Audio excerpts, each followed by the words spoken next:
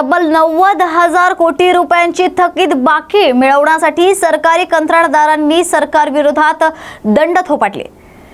तर builders association of India आणि महाराष्ट्र राज्य कंत्राटदार संघटना एकत्र आल्या असून त्यांनी सरकारी कंत्राटी काम थांबवून पैशांची वसुलीची मागणी केली आहे। तर या कंत्राटदारांनी आपल्या व्यथा मांडल्यात आणि कंत्राटी कामं पैसे मिळेपर्यंत बंद राहतील असं जाहीर केलं। तर बिल्डर्स असोसिएशन ऑफ इंडिया आणि आमचं असं म्हणणं आहे की महाराष्ट्र गव्हर्नमेंट कडे आमचे कंत्राटी लोक काम करतात आणि गेल्या कितीतरी महिन्यांपासून त्यांना पगार मिळालेला नाहीये।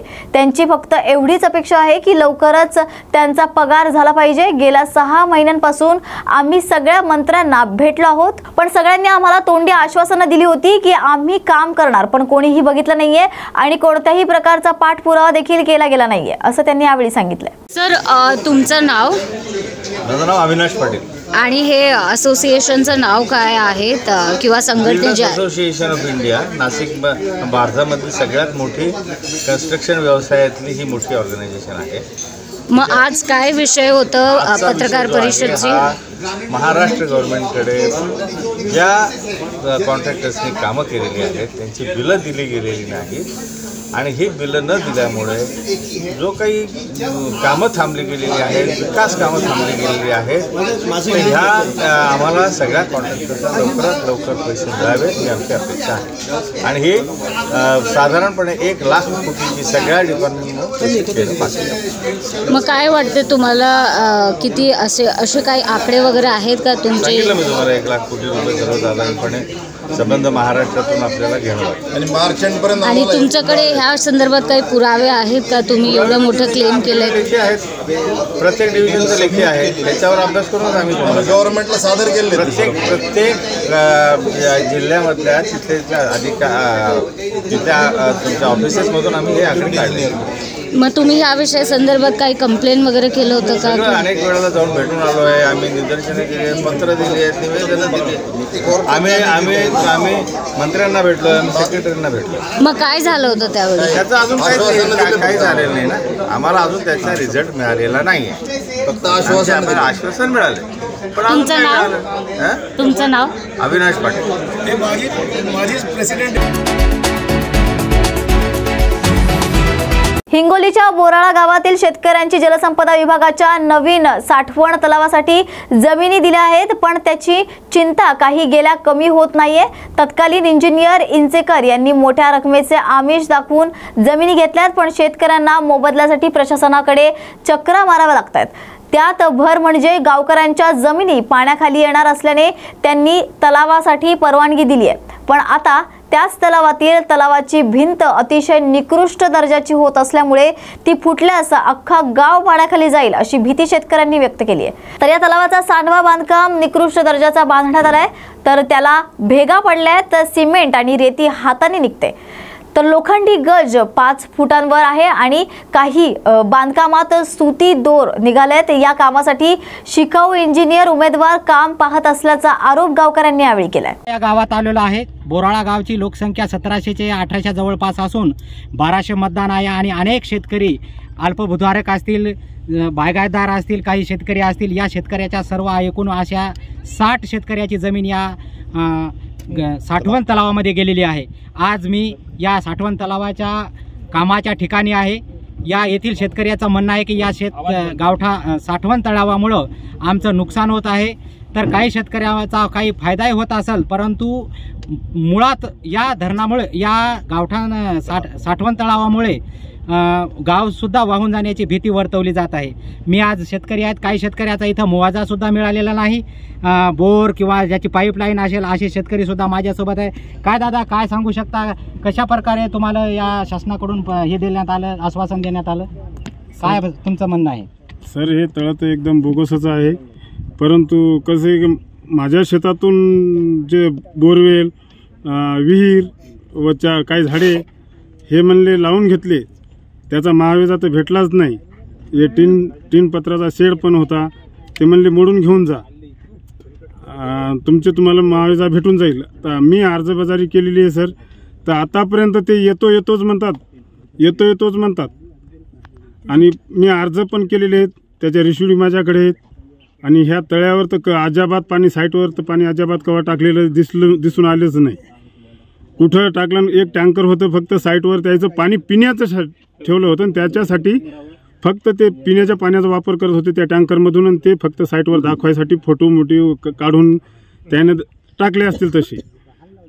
ते समोरच्या समजा त्याचा अधिकारी असेल त्यांना. माझ्यासोबत पुन्हा काही शेतकरी आहेत आणि विशेष म्हणजे गावचे तंटामुक्ती अध्यक्षसुद्धा आहेत. आपण जाणून घेऊ की या साठवण तलावाबाबत काय तुमच्या प्रतिक्रिया आहेत, कसं काम होत आहे, कसं होतं अध्यक्ष काम? काम तर काही बरोबर होत नाही. काम असं दिसून येतं आहे, निर्देशांस आलं आहे ते की निष्कृष्ट दर्जाचं काम झालेलं आहे. पूर्ण पब्लिकनं गावातलं पाहिलेलं आहे. आता शासनाने थोडंसं याच्याकडे लक्ष देऊन जोपर्यंत कामाची शहानिशा होत नाही तोपर्यंत हे काम बंद ठेवावं आणि गुत्तेदाराचे जे पैसे पेमेंट आहे ते पेमेंट रोखून ठेवावं. जोपर्यंत काम चांगलं झाल्याच्या नंतर हे शासनाने त्या ठेकेदारांना पेमेंट करावं, अशी आमची गावकऱ्यांची. जर शासनाने हे तुमच्या मागण्या पूर्ण नाही केल्या तर याची पुढची रणनीती काय राहील गावकऱ्यांची? आमच्या मागण्या जर पूर्ण नाही झाल्या तर याच्यानंतर आम्ही आंदोलन करणार, उपोषण करणार आणि काम जर चांगल्या पद्धतीने करून दिलं तर आमच्या त्याच्यात काही अडचण नाही. फक्त आमचं जे बांधकाम केलेलं आहे ते भीतीचं साईडचं ते बांधकाम चांगल्या प्रकारे करून देण्यात यावं आणि साईडची जी भिंत आहे इकडची सांडव्याची ते बांधकाम करून द्यावं. पुन्हा माझ्यासोबत काही शेतकरी आहेत. एक काका, तुम्ही या गावचे रहिवासी आहात. तळ कसं होत आहे, काय गावापासून फायदे किंवा नुकसान? काय कसं, मी गावचा नागरिक आहे, संभाजी लिंबाजी वाबळे, अल्पभूधारक आहे आणि माझ्यासारखे बरेच या गावामध्ये अल्पभूधारक शेतकरी आहेत. सदन शेतकरी एकही नाही. आणि या बोराळ्या गावाचा मोठा प्रश्न म्हणजे पाण्याचा आहे. पहिल्यापासून हा गाव पूर्ण दुष्काळामध्ये, ऐकता का, पूर्ण गाव दुष्काळामध्ये, पाण्याची अपेक्षा सर्वांना आहे. शेतकरी सर्व अल्पभूधारक आहे. परंतु याच्या अगोदरसुद्धा एक त्या गोपाळीमध्ये एक पाझर तलाव झाला आहे. तर तो असा ज्या निष्कृष्ट कामाच्या हायगईमुळे त्या असंच आम्ही इंजिनियरला पकडून अर्ध्या रात्री बत्ती लावून ते तलाव फोडून आम्ही त्यावेळेस गाव वाचवला. परंतु आता ह्या पण साठवण तळ्याची परिस्थिती तशीच आहे. म्हणजे कशी, हे पण आता मी बघितलं, हे हातानं काम सगळं उडून चाललं आहे. त्या कामावर पाणी नाही, त्या कामावर बरोबर रेती नाही आणि हे जे भिंत दाबतात हे इस्टिमेट प्रमाणे काहीच काम नाही. डोंगराळ भाग आहे, अल्पभूधारक शेतकरी. तर आता बऱ्याच लोकांना अपेक्षा होती की शेतकऱ्याला भरपूर पैसे भेटतील. या जिल्हा परिषदेच्या लोकांनी त्याला काय केलं, आश्वासन 12-14 लाखाचं दिलं, हातावर टेकवले 6 लाख रुपये प्रमाण. म्हणजे घुगऱ्या वाटल्या शेतकऱ्याला, या शासनानं घुगऱ्या वाटल्या आणि त्या घुगऱ्यामध्ये शेतकऱ्याला समाधान मानावं लागलं. तरी पण एवढं समाधान मानून हे काम बराबर नाही. आणि बराबर नसल्यामुळे एक तर शेतकऱ्याला पैसा नाही आणि पैसा नाही आणि झोपामध्ये एखादं जर फुटलं तर हे गाव आमदानी आता जीवावर पाळी आली. जे सदन शेतकरी बनायचे ते जीवावर पाळी आली.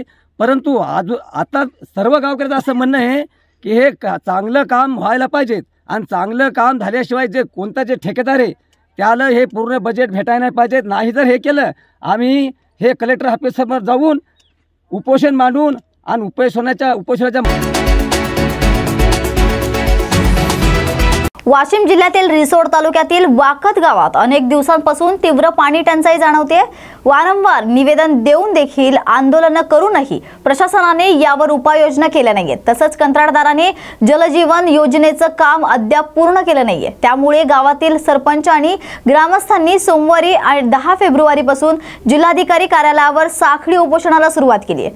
रिसोड तालुक्यातील जिल्हा परिषद सर्कल मुख्यालयात असलेले वाकद हे मोठ्या लोकसंख्येचं गाव असून इथे विविध जाती धर्माचे नागरिक गेल्या अनेक वर्षांपासून वास्तव्य करतात. मात्र गावात अद्यापही कायमस्वरूपी पिण्याच्या पाण्याची सुविधा उपलब्ध नाहीये. ग्रामस्थांना गावाबाहेरील विहिरीतून 3 ते 4 किलोमीटर दुरून डोक्यावर हंड्याने पाणी आणावं लागतंय. वाकदच्या पाणी टंचाई निवारणासाठी 2 वर्षांपूर्वी जलजीवन योजनेला मंजुरी मिळाली, परंतु विविध कारणांमुळे अद्याप हे काम अपूर्ण आहे. ग्रामस्थांनी वारंवार निवेदन दिली, आंदोलनं केली, मात्र प्रशासनाकडून यावर उपाययोजना झाल्या नाहीयेत. त्यामुळे ग्रामस्थांमध्ये सध्या तीव्र नाराजी या ठिकाणी पाहायला मिळते. ग्रामपंचायतीने 26 जानेवारी रोजी घेतलेल्या ठरावानुसार जलजीवन योजनेच्या कामात दिरंगाई केल्याबद्दल संबंधित कंत्राटदारांवर दंडात्मक कारवाई करण्याची मागणी करण्यात आली आहे. तसंच गावातील पाणी टंचाईची समस्या तातडीने सोडवावी अशी मागणी देखील यावेळी ग्रामस्थांकडून करण्यात येते. नमस्कार, मी अमोल प्रदीपराव देशमुख, सरपंच ग्रामपंचायत वाकद, तालुका रिसोड, जिल्हा वाशिम. माझं गाव रिसोड तालुक्यामध्ये सर्वात मोठं गाव असून आज त्या गावामध्ये भीषण पाणी टंचाई निर्माण झालेली आणि त्याचं सर्वात मुख्य कारण म्हणजे जलजीवन योजना. आम्ही खूप आशेनं या योजनेकडे पाहिलं होतं, परंतु ही योजना सपशेल फेल ठरली. कारण की अधिकाऱ्यांच्या व ठेकेदारांच्या संगनमतांमुळं, भ्रष्टाचारामुळं आज आमच्या गावामध्ये 2.5 वर्ष झाले पाणी नाही. आणि याच मुद्द्याला घेऊन आम्ही 7 दिवसा अगोदर 3 फेब्रुवारीला अक्षरशः 300 ते 350 लोक आम्ही 100 किलोमीटरवरून येऊन स्वखर्चाने येऊन जिल्हाधिकारी मॅडमला व CO सरांना निवेदन दिलं. पण जिल्हाधिकारी मॅडम यांनी आम्हाला आश्वासन दिलं होतं की आम्ही दुसऱ्या दिवशी यंत्रणा पूर्ण तिथं पाठवून तुमचे प्रश्न मार्गी लावू. परंतु त्यांनी व त्यांचा कोणताच अधिकारी आज 7 ते 8 दिवस झाले आमच्या गावामध्ये फिरकलासुद्धा नाही. त्यामुळं आज आम्हाला इथं साखळी उपोषण करायचं काम पडलं. आणि ही एक खूप खेदाची बाब आहे की एका सरपंचाला, उपसरपंचाला एखाद्या योजनेसाठी म्हणजे न्याय मिळत नसेल तर त्यांना उपोषण करायचं वेळ येते. तर ही खूप गंभीर बाब असून याच्याकडे शासनाने सुद्धा खूप गांभीर्यानं लक्ष देणे गरजेचं आहे. कारण की आज लोकांना अक्षरशः 2.5 वर्ष झाले नळाला पाणी नाही आहे. माझं असं म्हणणं आहे की या अधिकारी लोक जे आहेत, कलेक्टर असो, CO सर असो किंवा बाकी या योजनेमधले जेवढे कोणते अधिकारी असतील, यांचे जे क्वार्टर आहेत ते यांचे तुम्ही फक्त 10 ते 15 दिवसाकरता नळाचे कनेक्शन कट करा. म्हणजे यांना कळेल की पाणी जर घरामध्ये नसलं तर काय कंडिशन असते. तर म्हणजे यांना कळेल की आज 3 वर्ष झाले, 2.5 वर्ष झाले लोकांना डोक्यावरती, यांना तर हांडे तर घेऊन जायचं काम पडणार नाही, परंतु घरात पाणी नसल्यानंतर यांना कळेल की पाण्याची किंमत काय आहे. आज हे ऑफिसमध्ये बसतात, परंतु यांना ग्राउंड लेवलवरती या लोकांचं म्हणजे यांचा त्रास यांना कळत नाही. म्हणून माझी या माध्यमातून आणि यांनी सर्वात मोठं म्हणजे यांनी GR नुसार काम केलेलं नाही आहे. तर या GR नुसार जर काम केलं असतं तर आज आमच्या गावामध्ये पाणी आलं असतं. तर या GR नुसार यांना जर काम केलं नाही तर यांच्यावरती गुन्हा दाखल का व्हायला नको, यांच्यावरती 100% गुन्हे दाखल व्हायला पाहिजे, अशी माझी प्रामुख्याने मागणी आहे. प्रजापिता ब्रह्माकुमारी ईश्वरीय विश्वविद्यालय शाखा कळेच्या वतीने पत्रकार दिनाचे औचित्य साधून पन्हाळा गगनबावडा तालुक्यातील पत्रकार बंधू भगिनींचे स्नेहमिलन, सत्कार समारंभ आणि ब्रह्मभोजनाचे नियोजन करण्यात आले. तर पन्हाळा तालुक्यातील कळे येथील प्रजापिता ब्रह्माकुमारी ईश्वरीय विश्वविद्यालयाच्या वतीने प्रिंट आणि इलेक्ट्रॉनिक मीडियामध्ये कार्यरत असणाऱ्या पत्रकारांना जीवनामध्ये मेडिटेशन, ध्यान, अध्यात्म याच्याद्वारे स्वतःच्या मनाला शांत, शक्तिशाली आणि पॉझिटिव्ह कसं बनवू शकता, त्याचबरोबर प्रॅक्टिकल मेडिटेशनही करून घेण्यात आले. आणि ते पॉझिटिव्ह असावे. आपल्या शब्दाच्या माध्यमातून पॉझिटिव्ह एनर्जी पण जाते आणि निगेटिव्ह एनर्जी पण जात असते. अध्यात्म शिकवतं, पॉझिटिव्ह एनर्जीतून संपूर्ण मीडियाच्या माध्यमातून पॉझिटिव्ह एनर्जी पसरवणं हा उद्देश सर्वांना देण्यात आला आहे. शक्ती आहे आणि ही कोण आहे? व्यक्ती आहे. आजपर्यंत मला व्यक्तीची ओळख होती, अध्यात्मात आल्यावर कोणाची ओळख झाली? मला शक्तीची ओळख झाली. सो ऑल आम्ही कोण आहोत? मॅन पॉवर, बरोबर? मानव शक्ती, हे मानव आहे. आणि शक्ती कोण आहे? शक्ती कोण आहे? आत्मा. शिव आणि शक्ती, जीव आणि शिव, बरोबर? कोण आहे? मग मी मुलगी आहे, मी ब्रह्माकुमारी आहे. मुलगी आहे, जेंडर आहे. ब्रह्माकुमारी हे माझं कार्य आहे, कळे हे माझं कर्म क्षेत्र आहे, जन्म झालेला ते जन्म क्षेत्र आहे. मग हे सगळं चेंज व्हायला लागले. कोल्हापूरला गेले तर मला म्हणणार कळ्याची आहे, माउंट आबूला गेले तर मला आम्हाला म्हणणार